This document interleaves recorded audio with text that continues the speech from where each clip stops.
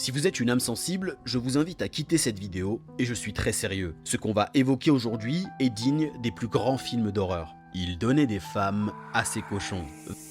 26e de notre liste, Robert Pinkton est canadien. Son modus operandi consistait à attirer des femmes dans sa ferme avant de les éliminer. Il visait principalement des femmes marginalisées ou en difficulté. Il leur promettait à manger, de la poudre blanche, de l'alcool ou simplement un toit sous lequel dormir. Une fois dans sa ferme et après avoir mis sa victime en confiance, il l'éliminait brutalement. Et ce schéma s'est répété un nombre incalculable de fois. Ensuite, il se débarrassait des corps en les donnant à ses cochons et en dispersant les restes sur sa propriété. Si Robert Pinkton a pu multiplier les victimes, c'est en partie à cause de la négligence de la police, clairement pointée du doigt dans cette affaire. Une de ses victimes qui a réussi à fuir sa ferme en 1997 a vu son témoignage être jeté à la poubelle car sans preuve tangible, impossible d'inculper Robert. D'autre part, puisque ces victimes étaient avant tout des marginales et ou des autochtones, de nombreuses familles ont reproché aux autorités leur manque d'implication, suggérant que la vie de ces pauvres filles valait moins que d'autres. Puisqu'on ne s'intéresse pas à ces victimes, Robert va recommencer encore et encore. Jusqu'au jour où un ancien employé de sa ferme le dénonce pour une histoire de port d'armes illégale. Visiblement, cela semble être plus important que l'agression de la femme en 1997, puisque la police intervient enfin lors d'une perquisition et va tomber sur la pire scène de crime de l'histoire du Canada. On retrouve des êtres humains